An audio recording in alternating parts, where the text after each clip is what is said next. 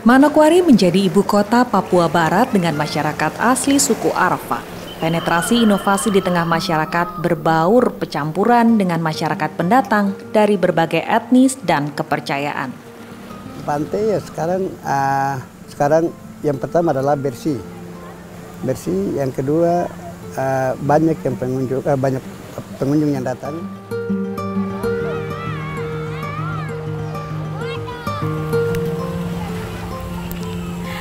Saat ini saya berada di Desa Bakaro, Distrik Manokwari Timur. Di sini kehidupan masyarakat bermata pencaharian, nelayan, dan juga bertani. Tapi ada yang menarik dari salah satu tokoh masyarakat di sini yang ternyata mempunyai kebiasaan untuk memberi makan ikan dengan cara memanggil langsung.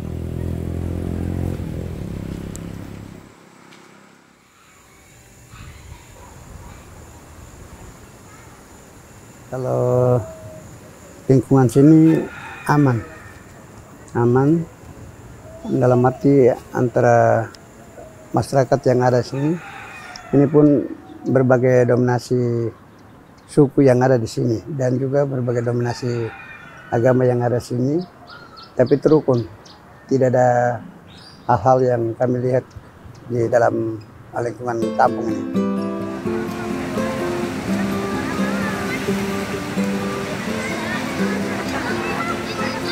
Adalah Lukas Awiman Barayap, pensiunan PNS aparatur kampung yang dulu pernah menjadi nelayan namun kini menjadi petani desa.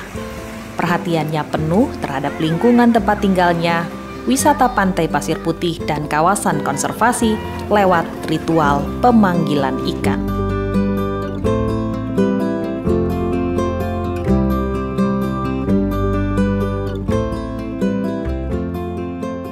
Ada hal yang saya lihat kurang baik itu seperti orang merusak ciptaan Tuhan yang ada. Terutama di kawasan laut ini ada orang yang buang bom, ada orang yang buang potas dengan lanat dan lain sebagainya. Dengan adanya bom itu ada dua hal yang saya lihat. Yang pertama adalah orang buang bom, ikan mati, mereka ambil yang besar-besar, yang kecil-kecil mati teramburan. Itu hal yang pertama. Yang kedua, kalau orang buang bom, getaran bom itu membuat hingga terumbu karang di sekitar itu hancur. Itu jadi kesal bagi saya. Lalu saya pikir seperti begitu terus, nanti generasi mendatang sulit akan tangkap ikan dan harga ikan juga nanti mahal seperti itu. Akhirnya saya pikir bagaimana caranya supaya membatasi hal itu di tempat ini supaya kawasan itu aman. Dengan demikian bisa memudahkan para nelayan yang ada di Kampung Bakaro, juga dari mana mencari di sekitar Laut Bakaro seperti itu. Pantai Bakaro biasanya ramai pengunjung apalagi di hari libur. Ya, tempat ini membawa kecantikan Papua lebih dalam lagi. Mereka berenang, memancing karena pantainya yang cukup tenang, serta biota-biota lain seperti ikan-ikan yang mudah dijumpai. Namun ironinya, pengerusakan lingkungan dengan penangkapan ikan lewat trol, potas, hingga bom yang tidak ramah lingkungan membuat populasi ikan semakin hari semakin berkurang.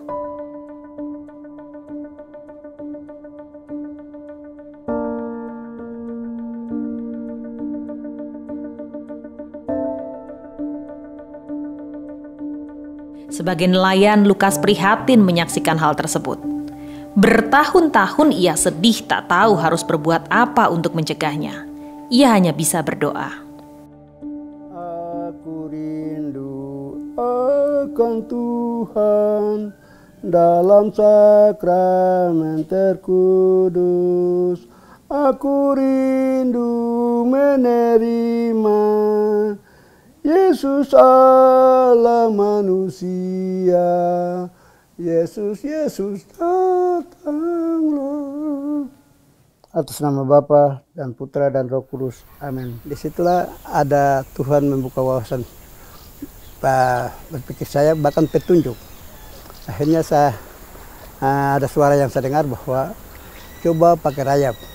Disitulah saya ambil rayap, sekedar saya bawa sampai di pinggir pantai dan coba saya buang ke laut. Ternyata ikan di laut pun bisa makan rayap.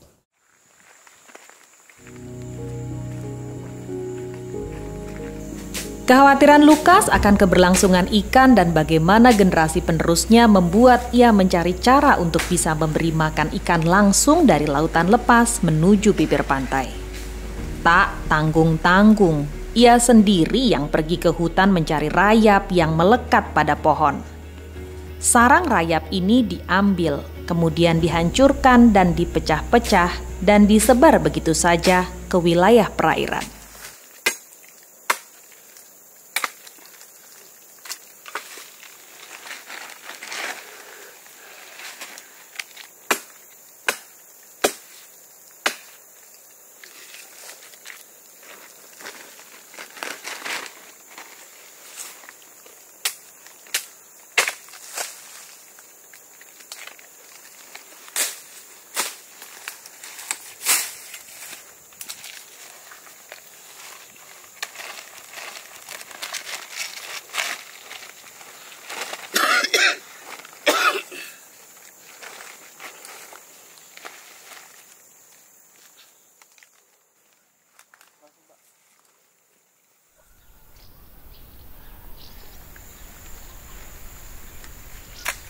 Setelah saya kasih makan, ikan makin lama makin banyak. Dan saya minta kepada Tuhan supaya Tuhan apa yang tersurat di dalam ini betul. Ikan makin lama makin banyak. Apa yang saya harus buat. Lalu Roh Tuhan mengatakan bahwa apa yang di sekitarmu pergunakanlah. Jadi di sekitar itu tidak ada apa-apa, hanya batu. Jadi ini batu ini menjadi petunjuk untuk saya. Akhirnya sebelum saya kasih makan, saya ambil batu itu, ketuk di batu. Ternyata ikan berlarian datang, saya kasih makan, terus saya masuk dengan kode kedua pakai peluit sampai sekarang ini. Saya juga pikir kalau saya sendiri saja terus, lalu mungkin saya ada kesibukan keluar, terus ada para pengunjung yang datang kemarin mau lihat ikan, tapi ternyata saya tidak ada. Saya takut orang pulang dengan kecewa. Hal itu tidak benar. Hal-hal seperti itu yang menyebabkan akhirnya saya minta hal ini kepada Tuhan. Tuhan berikan petunjuk, bahkan berikan hikmat kepada siapa saja. Ternyata Tuhan berikan hikmat kepada siapa saja. Jadi sementara ini selain saya, istri saya, anak-anak saya, masyarakat di kampung ini pun para pengunjung. Hanya para pengunjung kami anjurkan bawa peluit sendiri. Supaya panggil ikan datang, silakan. Bisa meyakinkan bahwa betul apa yang ada ini bukan ilmu, tapi satu kenyataan Tuhan yang ada.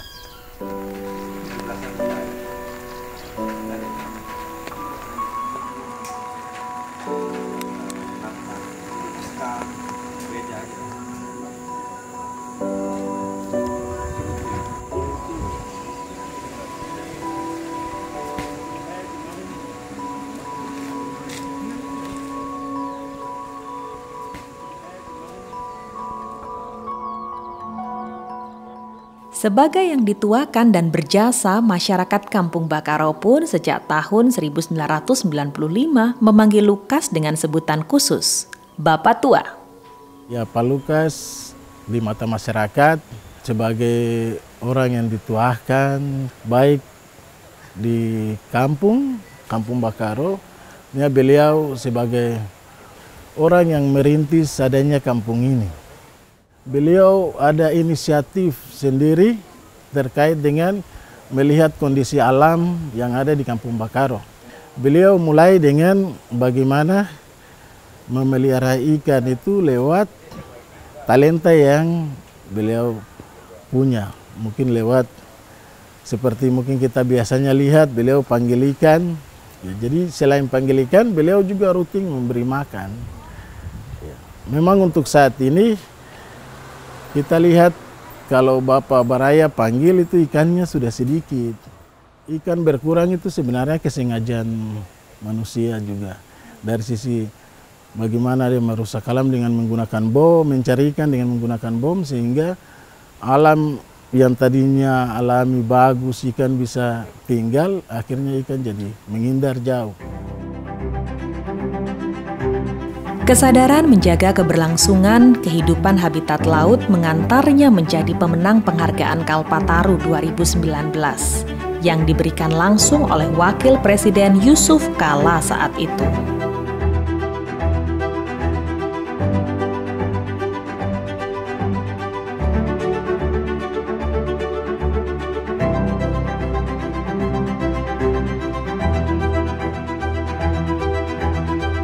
Ketekunan Lukas merintis, mengabdi dan menyelamatkan lingkungan perlu diapresiasi setinggi-tingginya. Ia jugalah yang ikut mengharumkan nama Kabupaten Manokwari dan Provinsi Papua Barat. Ya, Kalpataru ini saya juga tidak duga bahwa saya harus ikut lomba. Jadi itu pun saya mewakili Papua Barat dan Papua. Waktu itu Papua tidak sempat hadir untuk lomba hal itu. Saya menata lingkungan ini bersih, sampah-sampah laut biasa terdampar ke darat lewat ombak. Sekitar itu saya harus bersihkan seperti itu. Pertama saya sendiri saja. Jadi banyak yang katakan, ini dia mau gila. Tetapi saya tidak punya pemikiran seperti itu. Saya tetap terus aktivitas saya seperti itu ya, baik pagi sampai sore, bahkan tidak ada pekerjaan saya harus begitu. Akhirnya setelah ada perhatian pemerintah, oh ini bagus tempat ini. Terus dari ada Kementerian Lingkungan Hidup, mereka datang ke sini, ada keunikan juga di sini. Oh ada orang bisa panggil ikan. Di setelah mereka tanya saya, bilang ya saya yang biasa panggil ikan.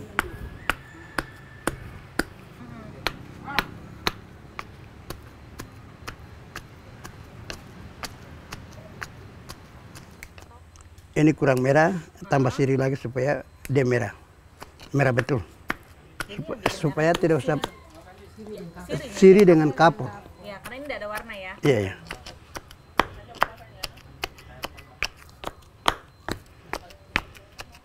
Nah, kalau sudah merah, ada dia punya alat lagi, sendok untuk putar dia, langsung masukkan.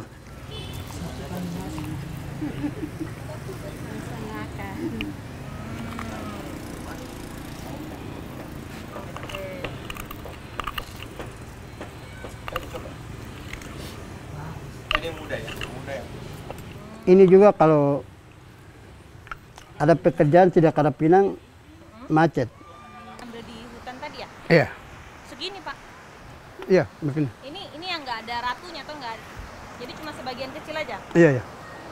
Kalau ini saya coba upayakan untuk buat ini, taruh untuk dia buat lagi sarang. Oh, berkembang biak sini ya? Iya.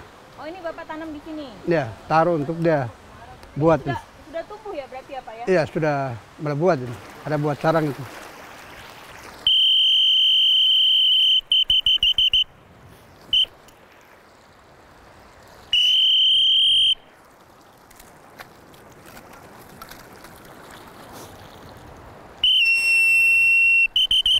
Kalau pintu yang ini lagi dalam, air pasang sampai dalam itu yang besar-besar.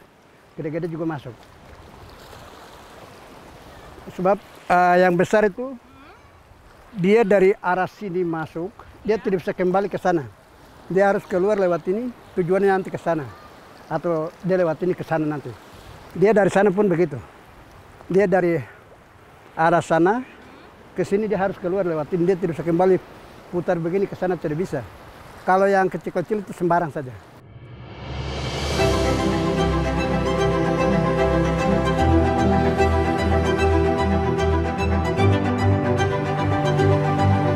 Pemanggilan ikan bukan sekedar tradisi. Kini sudah menjadi salah satu atraksi pariwisata yang menarik disaksikan.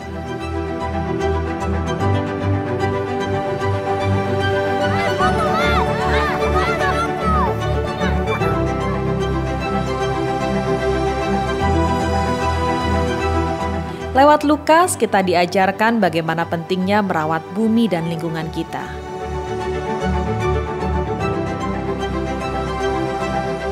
Semoga inspirasi ini melahirkan sosok-sosok Lukas lainnya di Papua dan seluruh Indonesia.